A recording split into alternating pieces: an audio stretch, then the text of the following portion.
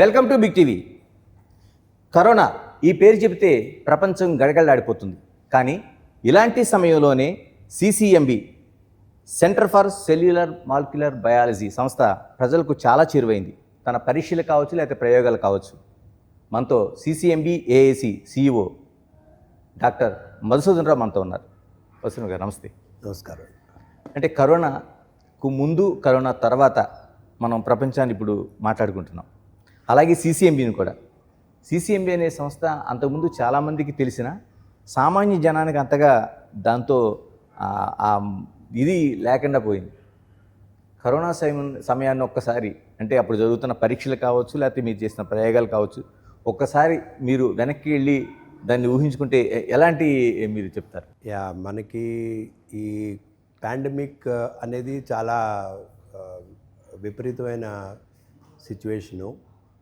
అప్పుడు సిసిఎంబికి కొంచెం ప్రాముఖ్యత ఎందుకు వచ్చిందంటే, అప్పుడు సిసిఎంబిలో వైరస్ల మీద పనిచేసే వాళ్ళు 3-4 సైంటిస్టులు ఉన్నారు. దానికి తగ్గట్టు దానికి కావాల్సిన సౌకర్యాలు కూడా ఉన్నాయి. ఎందుకంటే వైరస్ని తోటి మీద ప్రయోగాలు చేయాలంటే మనకి స్పెషల్ ఫెసిలిటీస్ ఉండాలి. వాటిని బయోసేఫ్టీ లెవెల్ 3 ఫెసిలిటీస్ అని అంటారు.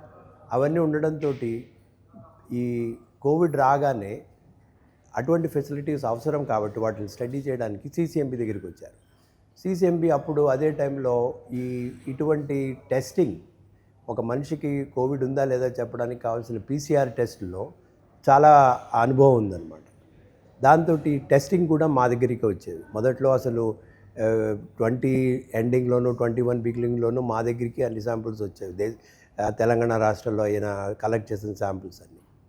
అది అయిన తర్వాత వైరస్లు శాంపిల్స్ వచ్చినాక వాటిని పెంచడానికి కూడా మా దగ్గర సౌకర్యాలు ఉండడంతో వైరస్ని కూడా మేము ఈ సిసిఎంబిలోనే పెంచగలిగాం అనమాట, ఆ స్పెషల్ ఫెసిలిటీస్లో. అందువలన చాలామంది కొత్తగా అప్పటికే డెవలప్ చేస్తున్న కొత్త మందులు అవిను టెస్ట్ చేసుకోవడానికి ఇది ఒక అవకాశం అనమాట. ఎందుకంటే ఏదైనా మందు కానీ, శానిటైజర్ కానీ, శానిటైజింగ్ ఎక్విప్మెంట్ కానీ టెస్ట్ చేయాలంటే ఈ వైరస్ చేతిలో ఉండాలి. ఈ ఫెసిలిటీస్లో వాటిని టెస్ట్ చేస్తే మనకి అది పనిచేస్తుందో లేదా అనేది తెలుస్తుంది. దాంతో చాలామంది మా దగ్గరికి వచ్చేవారు. సో ఫెసిలిటీస్ ఉండడం వల్ల, ఆ వైరస్ మీద అనుభవం ఉండడం వల్ల, PCR మీద చాలా అనుభవం ఉండడం వల్ల అప్పుడు సిసిఎంబికి కొంచెం ప్రాముఖ్యత వచ్చిందనమాట. అంటే కరోనా సమయంలో బయటికి రావాలంటేనే ఒక యుద్ధానికి సిద్ధమైనట్టు. అలాంటిది మీ సైంటిస్టులు ప్రత్యేకంగా సిసిఎంబికి సంబంధించింది ఈ ఇంక్యుబేషన్ సెంటర్ లాంటి మీరు బయటికి రావడమే కాదు, ప్రయోగశాలలోన ఆ శాంపిల్స్ని చూడడం, లేకపోతే అది ఏంటి, ఆ వేరియంట్ ఏంటి, మనకి ఒమిక్రాను, డెల్టా ప్లస్ ఇలాంటి ఇంత పెద్ద దాడి చేసిన పరిస్థితి ఎలా ఉండేది? ఆఫీసుల్లో బయట పరిస్థితి ఎలా ఉండేది? మీ ఇంటిలో పరిస్థితి ఎలా ఉండేది? బయట ఎలా ఉండేది? అంటే ఈ కోవిడ్ అనేది మనకి బయటకు వచ్చేప్పటికి అందరికీ పరిచయం. కానీ అటువంటి వైరస్ల మీద సిసిఎంబిలో ఆల్రెడీ చేస్తుంటారు. అంటే వాటి డేంజర్ అన్నీ తెలుసుండి కూడా చేస్తుంటారు. ఎందుకంటే దానికి కావాల్సిన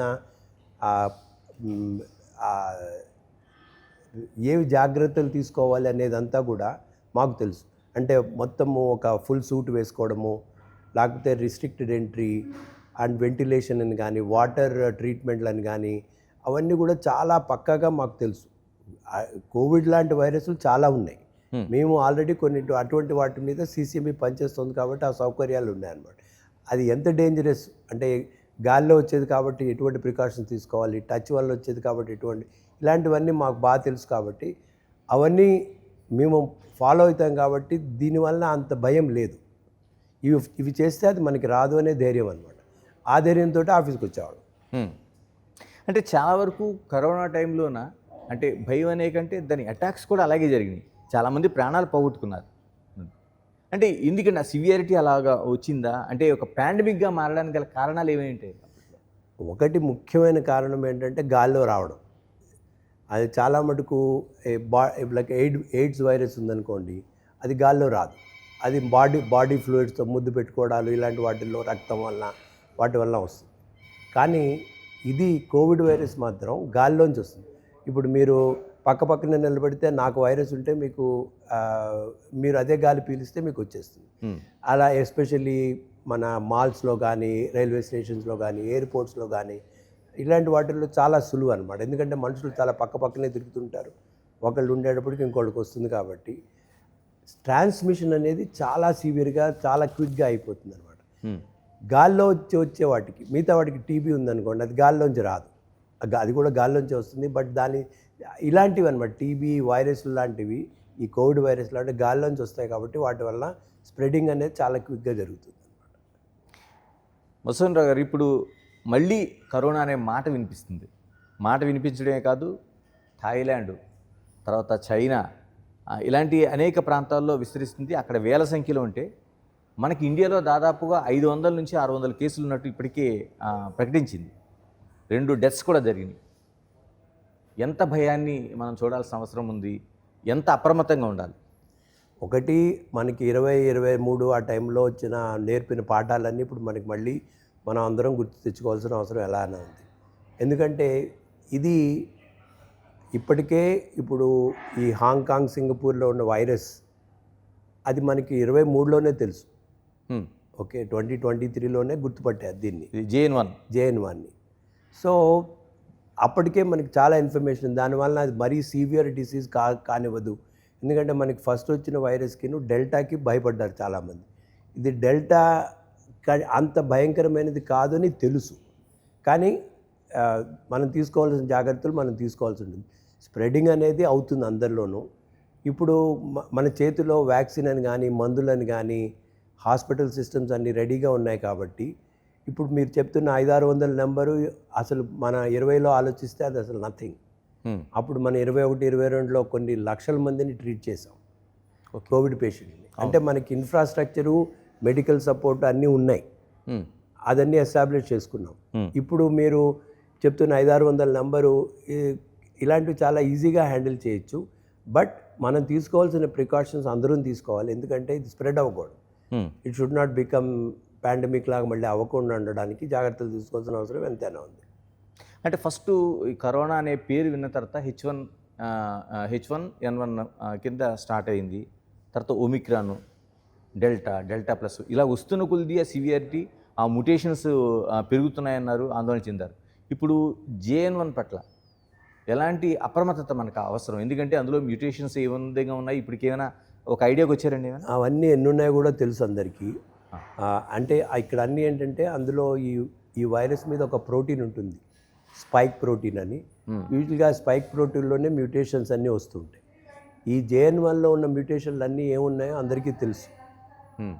ఓకే, తెలుసు కాబట్టి ఆల్రెడీ ఇది ఒక ఏడాది నుంచి జనాభాలో ఉంది కాబట్టి దాని సివియారిటీ, అది ఎంతవరకు క్విక్గా ట్రాన్స్మిట్ అవుతుంది అనేది కూడా కొంచెం అవగాహన ఉందన్నమాట. ఇప్పుడు ఇవాళ ఇన్ఫర్మేషన్ ప్రకారము ఇది ఒమిక్రాన్ కంటే సీరియస్ కాదు, ఒమిక్రాన్ కంటే కాదు అని, ఒమిక్రాన్ లానే ఉంటుందని అని. అయితే ఇప్పుడు మళ్ళీ కొత్త వచ్చినాయంటే అది వేరే మాట. ఇప్పుడున్న JN1 దాని తాలూకు ఇంకో 2 వేరియంట్స్ ఉన్నాయి. JN1లోనే ఏదో, దాని తర్వాత ఇంకో 2 మ్యూటేషన్లు వచ్చినవి, ఇంకొక 2 వేరియంట్స్ ఉన్నాయి. ఇవన్నీ కూడా ఒమిక్రాన్ కంటే సీరియస్ కాదు అనేది, అందుకనే దాన్ని వేరియంట్ ఆఫ్ ఇంట్రెస్ట్లోనే పెట్టారు. వేరియంట్ ఆఫ్ ఇంట్రెస్ట్ అంటే దానివల్ల భయపడాల్సింది లేదు, కానీ జాగ్రత్త పడాలి అన్న స్టేటస్ అన్నమాట. సరే, మీరు సైంటిస్ట్గా ఉన్నారు, కరోనాని దగ్గర నుంచి చూసారా ఎన్నిటిని? అంటే భవిష్యత్తులో ఈ JN1 మ్యూటేషన్ కాదని కానీ, అంత సివియర్ కాదని కానీ, లేకపోతే కొత్తవి రావని కానీ, ఏమైనా అలాంటి చెప్పే అవకాశం ఉంటుందా? అంటే ఒకటి, మ్యూటేషన్స్ అనేవి ర్యాండమ్ అండి. అవి ఎక్కడ ఏది అవుతుందనేది ఎవరు చెప్పలేరు. ఎందుకంటే అది స్పాంటేనియస్గా అవుతాయి, న్యాచురల్గా అనమాట. కొన్ని మ్యూటేషన్స్ ఇప్పుడు మనకి కొన్ని లక్షల మ్యూటేషన్స్ అయినాయి. మనకి 20 నుంచి చూసుకుంటే ఇప్పటిదాకా ప్రజల్లో ఉన్న వైరస్ శాంపిల్స్ తీసుకుని వాటి సీక్వెన్సింగ్ చేస్తే కొన్ని లక్షల వేరియంట్స్ని కనిపెట్టారు. అందులో కొన్నే మనకి సివియర్ అయినాయి, లైక్ ఒమిక్రాన్ అని కానీ, డెల్టా అని కానీ, ఇలా అయినవి కొన్నే. సో దీన్ని బట్టి చెప్పేది ఏంటంటే, మనం ఈ మ్యూటేషన్ వలన ఇది ఎక్కువ వ్యాపిస్తుంది అని చెప్పడం కష్టం. అది అయిన తర్వాత చూసుకోవడమే తప్పితే. అంతే, అంటే అది అటాక్ చేసిన తర్వాత తెలుసుకోవాల్సిందే. అంతే, ముందరే చెప్పడానికి అంత ఇది లేదనమాట. ఆ సైన్స్ ఇంకా అంత ప్రిసైజ్గా కాలా. ఒకవేళ మనకి తెలిసిన న్యాచురల్ పాపులేషన్లోకి వెళ్ళి మనకి అనుకున్నది అక్కడ అయిందా లేదా అనేది కూడా చూసుకోవాలన్నమాట. ఇవన్నింటికి పెద్ద పట్టించుకోరనమాట. అందుకనే ముఖ్యంగా ఏంటంటే ఒకవేళ కొత్తగా కాన్స్టెంట్గా సర్వేలెన్స్ చేస్తూ కొత్త మ్యూటేషన్లు కనిపించగానే అప్పుడు యూ కెన్ కొంచెం అప్పుడు మనకి కంట్రోల్ ఉంటుంది. అంటే ఇది మిగతా ముందు దానికంటే ఎక్కువ కాదా అని చెప్పడానికి అవకాశం ఉంటుంది. కానీ ఏది పాపులేషన్లో అవుతుందనేది చెప్పలేము. అంటే ఏది పాండమిక్గా మారుతుందని మనం చెప్పలేమండి. చాలా కష్టం, చాలా కష్టం. ముందరే చెప్పడం చాలా కష్టం. అంటే ఇప్పుడు కరోనాను తీసుకుంటే మనకి పాండమిక్గా వచ్చింది, తర్వాత ఎండమిక్ అయింది అన్నారు. ఆ తర్వాత దానిపైన ఇంకా అంటే అయిపోయింది, అంటే మరణాలు జరిగినాయి, కేసులు వచ్చినాయి, ప్రపంచం అంతా కొంత మామూలు స్థితికి వచ్చింది. ఆ తర్వాత ఏమైనా దానిపైన ఫర్దర్గా ప్రయోగాలు ఏమైనా జరిగినాయి? తప్పకుండా కంటిన్యూస్గా ఇది ఏంటంటే ఆ కోవిడ్ వల్ల నేర్పిన పాఠం ఏంటంటే ఈ సర్వేలెన్స్, జనాభాలో సర్వేలెన్స్ అనేది కంటిన్యూస్గా చేస్తూ ఉండాలి. చేయకపోతే ఏమవుతుందంటే సడన్గా ఒకవేళ ఒక 6 నెలలు, ఒక ఏడాది మర్చిపోయారు అనుకోండి, దాంతో సడన్గా కొత్తది వస్తే మన ప్రిపేర్డ్నెస్ అంత కరెక్ట్ ఉండదు. ఓకే. అందుకని ప్రపంచంలో అన్ని దేశాలు కూడా they put money and then they wanted to అలా కంటిన్యూస్గా సర్వేలెన్స్ చేసే ప్రణాళికలు అయితే పెట్టేశారు. ఓకే. సో అవి కంటిన్యూస్గా జరుగుతూ ఉంటాయి. దెర్ ఇస్ నో అందులో ఇంకా అసలు అది పీపుల్ అది కోవిడ్ పాండమిక్ నేర్పిన పెద్ద గుణపాఠం అదే, కంటిన్యూస్ సర్వేలెన్స్ అనేది ఉండాలి. సార్, దాంతోపాటు కీలకంగా సీసీఎంబీకి సంబంధించి అంటే పూణే తర్వాత పూణేలో ఫస్ట్లో మనకి జరిగేవి టెస్ట్లు, ఆ తర్వాత డైరెక్ట్గా సీసీఎంబీ తీసుకుంది. సీసీఎంబీ తర్వాతే మిగతా వాళ్ళందరికీ వెళ్ళినాయి. ఎక్కువ సంఖ్యలో సీసీఎంబీ చేసింది మనకి. అయితే అందులో మీరు కీలకంగా చూస్తే వాటర్ బాడీస్ని మీరు చెక్ చేయటం అనేది ఒక కీలకంగా. ఎందుకంటే అంటే దానివల్ల ఎలాంటి ప్రయోజనం జరిగింది అప్పట్లో? ఎందుకంటే సీసీఎంబీ ఒక ప్రపంచవ్యాప్తంగా ఒక కొత్త మెథడ్ని ఏదో తీసుకెళ్ళినట్టుగా అందరూ దాన్ని తీసుకున్నారు అప్పట్లో. ఏంటండి అది అసలు ఎందుకు వాటర్ బాడీస్ని తీసుకోవాల్సిన అవసరం ఏమొచ్చింది? అంటే మనలో కనుక వైరస్ ఉంటే మన వ్యర్థాల్లోంచి బయటికి వెళ్ళిపోతుంది. అది వ్యర్థాల్లో ఉంటుంది. ఇప్పుడు మనం సెలైవా శాంపిల్ ఎట్లా తీసుకుంటున్నామో యూరిన్ శాంపిల్ కానీ మన మిగతా వ్యర్థాలు కానీ తీసుకుంటే అందులో కూడా వైరస్ ఎంత ఉందో తెలుస్తుంది. ఇప్పుడు వేస్ట్ వాటర్ అంటే మనం వ్యర్థాలన్నీ వేస్ట్ వాటర్లో వెళ్తాయి కాబట్టి వేస్ట్ వాటర్లో కనుక అనలైజ్ చేస్తే వాటిలో మన పీసీఆర్ లాంటి టెస్టులు కనుక చేస్తే ఎంత ఉందనేది తెలుస్తుంది. ఎవరికి ఉందో తెలియదు. ఓకే. ఎవరికి ఉందో తెలియదు, కానీ ఒక బిల్డింగ్లో 100 మంది ఉన్నారు. వాళ్ళ వ్యర్థాలు వేస్ట్ వాటర్ తీసుకుని మనం అనలైజ్ చేస్తే ఒకవేళ కనిపిస్తే ఓకే ఈ బిల్డింగ్లో ఎవరికో ఉంది అంటే అప్పుడు మనం ఫోకస్డ్గా మిగతావి చేయొచ్చు అనమాట. అదే నియంత్రణ కార్యక్రమాలు ఏమన్నా ఉంటే అవన్నీ ఫోకస్డ్గా చేయొచ్చు. అలా కాకుండా మొత్తం సిటీలో ఉందంటే ఎక్కడుందో తెలియదు, ఎంతమంది నేను టెస్ట్ చేస్తాం. వేస్ట్ వాటర్ వల్ల ఏంటంటే ఓకే ఈ కాలనీలో ఉంది అని తెలియగానే ఆ కాలనీలో మనం మళ్ళీ ప్రతి ఇంటి దగ్గర వ్యర్థాలు తీసుకుని క్విక్గా చేసి ఎవరింట్లో ఉందో చెప్పచ్చు. దానివల్ల అనమాట అది చాలా పాపులర్ అయింది. మన ఎందుకు వచ్చిందండి ఆలోచన? నిజంగానే ఇప్పుడు చాలా వరకు దేశంలో చాలా వరకు చేస్తున్నారు. అప్పట్లో సీసీఎంబీ దాన్ని మొదలుపెట్టారు బాగా. ఎందుకంటే మనకి ఒక పర్టికులర్ వేరియంట్ జనాభాలో వ్యాపించే ముందు ఆల్రెడీ ఒకళ్ళ దగ్గర ఉంటుంది కాబట్టి ఉంటుంది కాబట్టి అది సీరియస్ అవ్వడానికి వారం 10 రోజులు 2 వారాలు 3 వారాలు అవ్వచ్చు. కాబట్టి వేస్ట్ వాటర్లో కనుక మనకు కనిపిస్తే ఇంకా పాపులేషన్లో ఆ సివియారిటీ లేదు, కానీ వేస్ట్ వాటర్లో కనిపించింది. అప్పుడు మనం తీసుకోవాల్సిన జాగ్రత్తలు చాలా ఎక్కువ ఉంటాయి. ఏదైనా సరే మనకి ముందస్తుగా ఏదైనా విషయం తెలిస్తే మన జాగ్రత్తలు చాలా కరెక్ట్గా ఉంటాయి. అలా కాకుండా దాన్ని వదిలేసామనుకోండి అది స్ప్రెడ్ అయిపోయాక మనం అప్పుడు తెలుగులో అంటారు కదా చేతులు కాలేక ఆకులు పట్టుకోవడం అన్నట్టు మనకి ఆ ప్రిపేర్డ్నెస్ చాలా బాగుంటుంది అనమాట. ఎలాగ JN1 ఎలాగ కొంత విస్తృతి మీరు అంటే ఆ స్థాయిలో లేకపోయినా జరుగుతుంది. హైదరాబాద్ లాంటి జనసాంద్రత ఉన్న చోట మనకి అంటే దాదాపు 1,20,000 దాటి మనకి ప్రయాణం చేస్తున్న జనాభా ఉంది, జనసాంద్రత ఉన్న ఇది. ముందుగానే ఎలాంటి జాగ్రత్తలు తీసుకోవాల్సిన అవసరం ఉంది? అంటే ఇప్పుడు ముంబై లాంటి చోట మనం చూస్తున్నాం, ఒక 2 డెత్స్ జరిగినాయి.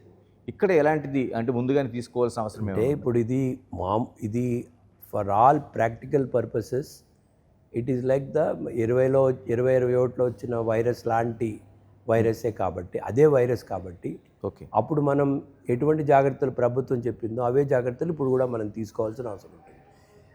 ఎంతవరకు అంటే ఇదివరకులో 6 అడుగులు దూరం పెట్టండి, ఎప్పుడు మాస్కులు వేసుకోండి, చేతులు ఎప్పుడు కడుక్కోండి, అవన్నీ అప్పుడు చాలా సివియర్గా ఉన్నప్పుడు తీసుకున్న జాగ్రత్తలు. ఇప్పుడు కూడా మీరు జనసాంద్రత ఎక్కువ ఉన్న ప్రదేశాల్లో కనుక వెళ్తే జాగ్రత్తగా పడడం తప్పకుండా అవసరం. ఎందుకంటే మాల్లోకి వెళ్ళారనుకోండి, కొన్ని వేల మంది ఉంటారు, అందులో ఎవరికి ఉందో తెలియదు. డెఫినెట్గా పెరుగుతుంది కాబట్టి ఎవడికో ఒకడికి వచ్చి ఉంటుంది. వాళ్ళు వచ్చింది కాబట్టి మనం అటువంటి ప్లేస్కి వెళ్ళినప్పుడు కొంచెం మాస్కులు పెట్టుకోవడం అవసరం. ఎందుకంటే ఇప్పటికీ మనం అందరం వ్యాక్సిన్లు తీసుకున్నా ఆ వ్యాక్సిన్ యొక్క దాని ప్రభావం ఇప్పటిదాకా ఎంతవరకు ఉంది అనేది ఎవరికీ తెలియదు. అది ఏడాది ఉంటుందా, 2 ఏళ్ళు ఉంటుందా, 3 ఏళ్ళు ఉంటుందా, లేకపోతే మళ్ళీ బూస్టర్ తీసుకోవాలా? ఇప్పుడు మనం తీసుకున్నప్పుడు మొదట్లో ఒక బూస్టర్ అయినా అందరూ తీసుకుని ఉంటారు.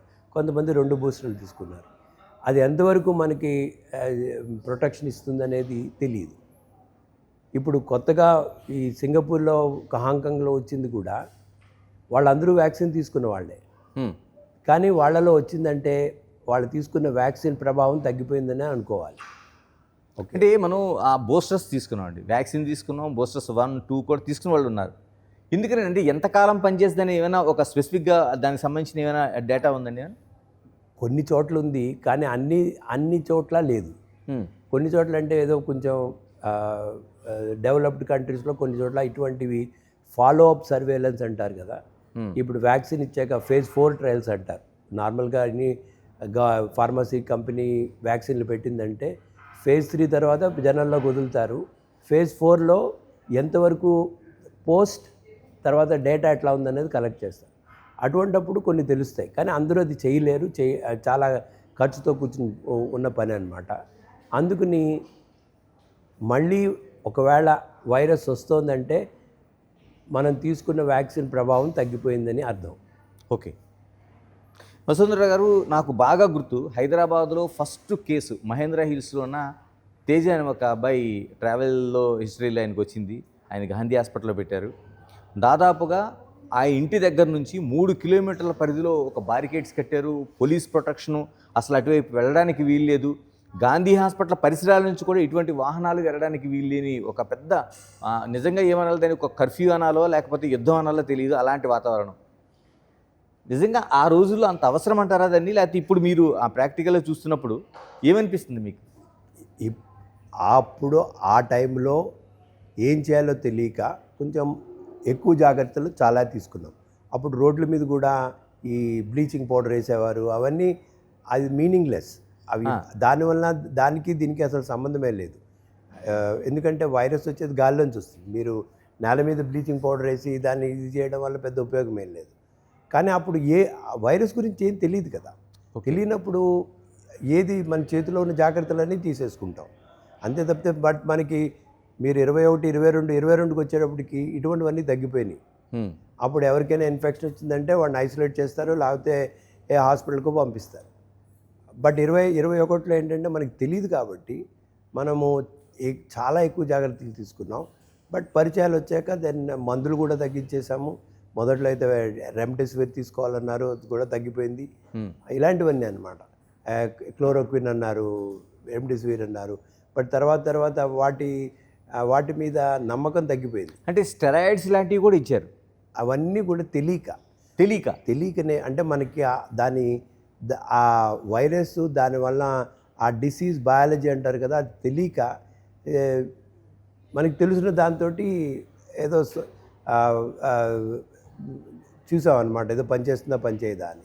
కాదు డాక్టర్ గారు, మీరు చెప్తున్న దాని ప్రకారం ఆ రోజున ఆ స్టెరాయిడ్సే చాలా వరకు మనుషుల్ని కాపాడాయి అనేది కూడా పెద్ద ప్రచారం జరిగింది. దానివల్ల సైడ్ ఎఫెక్ట్స్ వచ్చినా మేము ఇవ్వక తప్పలేదని వైద్యులు ఆ రోజు చెప్పిన పరిస్థితి.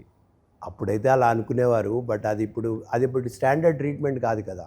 కాదు, ఇప్పుడు 4 ఏళ్ల తర్వాత ఇప్పుడు చూస్తే ఎవరికైనా వైరస్ వచ్చిందంటే వాళ్ళు ఇప్పుడు ఇచ్చే ట్రీట్మెంట్ స్టెరాయిడ్స్ అయితే కాదు.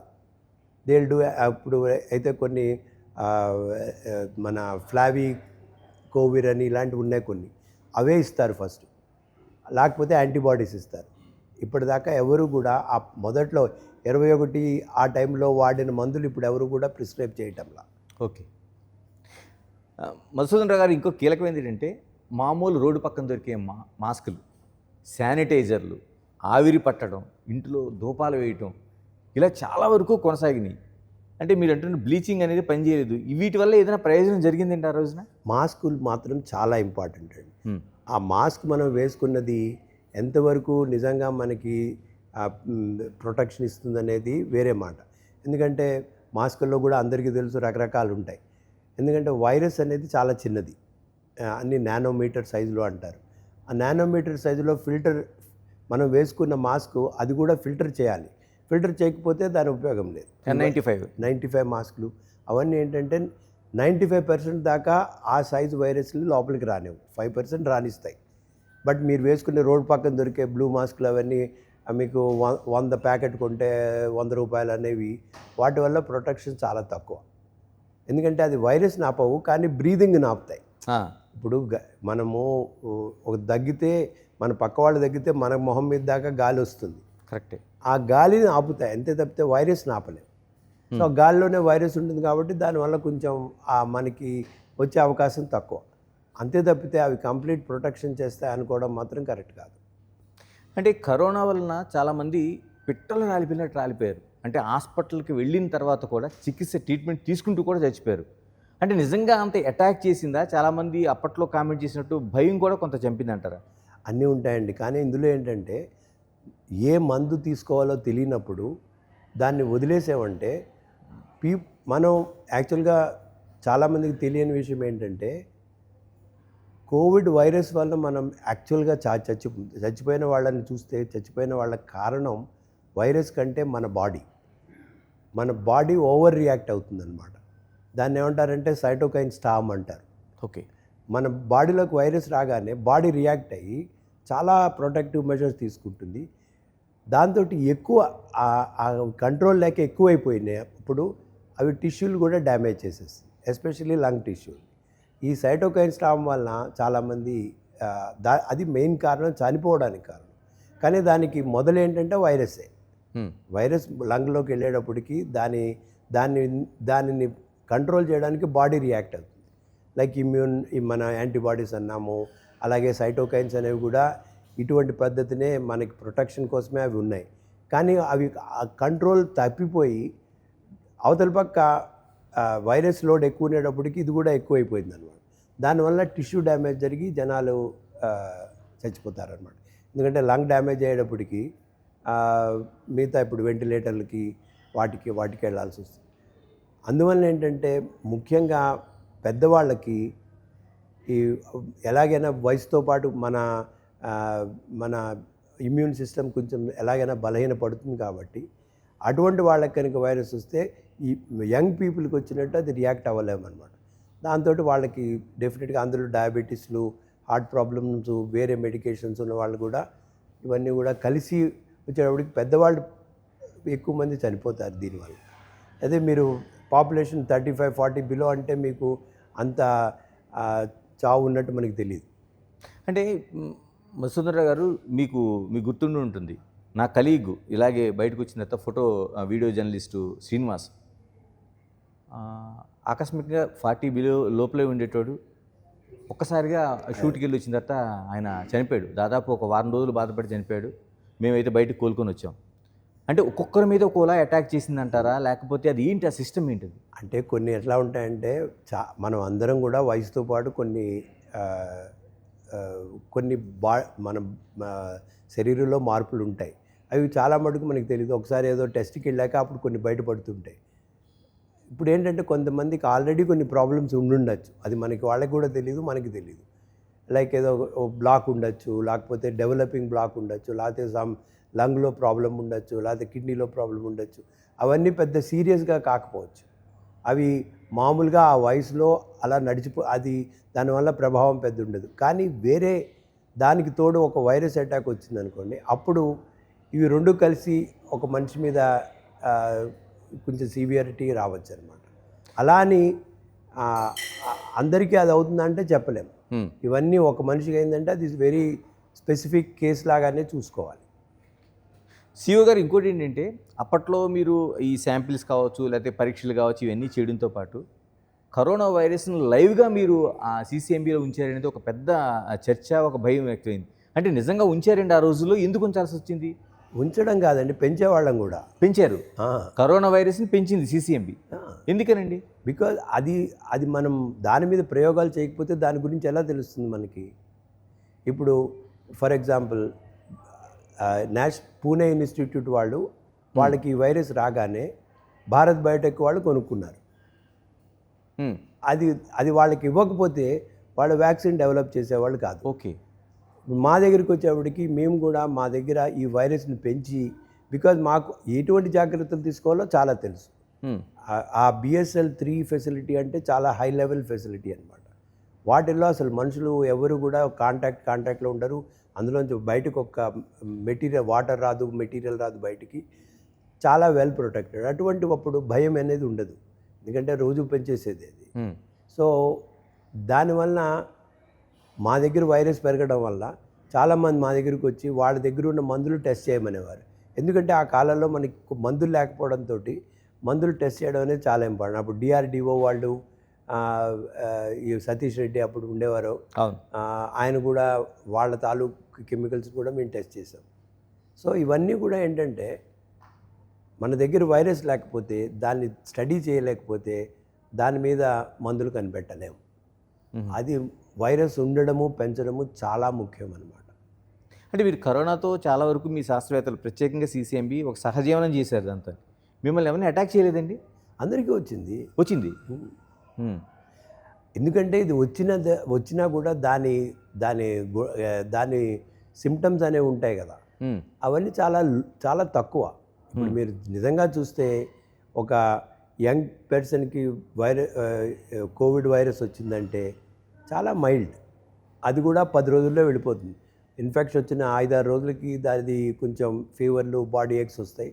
ఆ తర్వాత 10-15 రోజుల మధ్యలో అది వెళ్ళిపోతుంది. అది నార్మల్ ఫ్లూ ఫీవర్, అందువల్ల భయపడాల్సిన అవసరం లేదు. అలా అని కావాలని తెచ్చుకోము, బట్ ఇప్పుడైతే మన దగ్గర మందులు కూడా ఉన్నాయి కాబట్టి ఆ ధైర్యం కూడా ఎక్కువ ఉంటుంది. అంటే ఇంకోటి ప్రధానంగా చాలా వరకు వైరస్లు ఉన్నాయి, కొన్ని వేల లక్షల సంఖ్యలో ఉండుంటాయి మీకు తెలిసింది. ఎందుకంటే కరోనా లాంటి వైరస్లు ప్రత్యేకంగా మనుషులపైన దాడి చేయడానికి ప్రధానమైన రీజన్ ఏదైనా ఉందా, లేకపోతే వాటి లక్షణం అటువంటిదా? అంటే ఈ కరోనా వైరస్ అనేది మనుషుల్లోకి రావడానికి కారణం ఇప్పుడున్న థియరీ ప్రకారం ఏంటంటే అది గబ్బిలాల్లోంచి వచ్చిందంటారు. గబ్బిలాల్లో మొదటి వాటిల్లో చేంజెస్ వచ్చి, అవి గబ్బిలాలు చైనాలో వాళ్ళు ఆహారం కూడా వాడతారు కాబట్టి వాళ్ళ ద్వారా వాళ్ళలోకి ప్రవేశించిందని కొన్ని అలా కంటిన్యూస్గా అవుతూ ఉండొచ్చు. కానీ అప్పుడు ఆ సిచ్యువేషన్లో అయిన కొన్ని వైరస్ల వల్ల అది బాడీలోకి రాగానే అది మన బాడీ ఈజ్ మోర్ సూటెడ్ అయిపోయిందనమాట. ఓకే. అంటే అది మన లంగ్స్లోకి వెళ్ళడానికి కానీ ఇవన్నింటి కూడా దానికి సూట్ అయిందనమాట. అలాంటి మ్యూటేషన్లు కొన్ని లక్షలు అయి ఉండొచ్చు. కానీ ఆ పర్టికులర్ SARS-CoV-2 అంటాం కదా, ఆ వైరస్ తోటి మన బాడీలోకి అది చాలా సూట్ అయింది కాబట్టి తొందరగా లోపలికి వెళ్ళి దాని నంబర్లు చాలా తొందరగా పెరిగిపోయి దాంతో మళ్ళీ బయటకు వచ్చి వేరే వాళ్ళకి వెళ్ళిపోయి ట్రాన్స్మిషన్ ఎఫిషియన్సీ అంటారు. మల్టిప్లికేషను, ట్రాన్స్మిషన్ ఎఫిషియన్సీ ఇవన్నీ చాలా ఎక్కువ అనమాట కోవిడ్ వైరస్లో. ఓకే. దాంతో ఒకళ్ళకి వచ్చేటప్పటికి అది వాళ్ళు కూడా ట్రావెల్ చేశారు కాబట్టి మిగతా అన్ని దేశాలకి వెళ్ళిపోయింది. అంటే అప్పట్లో ఈ కరోనా అనేది చైనాలో ల్యాబ్ మేడెడ్ ఒక వైరస్ అనేది ఒక ప్రచారం జరిగేది, అలాంటి ఏమైనా ఆధారాలు ఉన్నాయండి? అంటే ఆ తర్వాత చాలా సీరియస్గా చాలా స్టడీస్ చేసి చెప్పింది ఏంటంటే అది ఏదో ప్రయోగశాల నుంచి వచ్చింది కాదని చెప్పారు. కానీ ఈ స్టడీస్ అన్నీ చైనా వాళ్ళు చేశారు.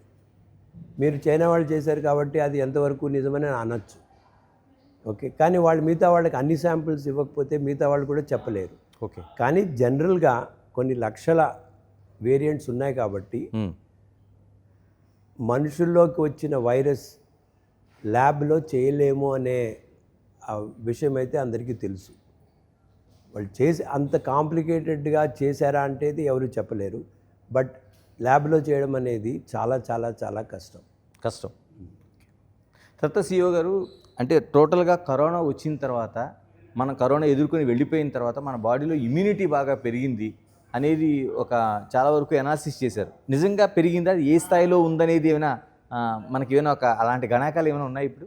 అంటే మన రోగ నిరోధక శక్తి అనేది మనకు వచ్చిన జబ్బు బట్టి ఉంటుంది, వైరసా బ్యాక్టీరియా అని. ఇప్పుడు డెఫినెట్గా కోవిడ్ వచ్చింది కాబట్టి కోవిడ్ తాలూకు రోగనిరోధక శక్తి మనకు ఉంటుంది.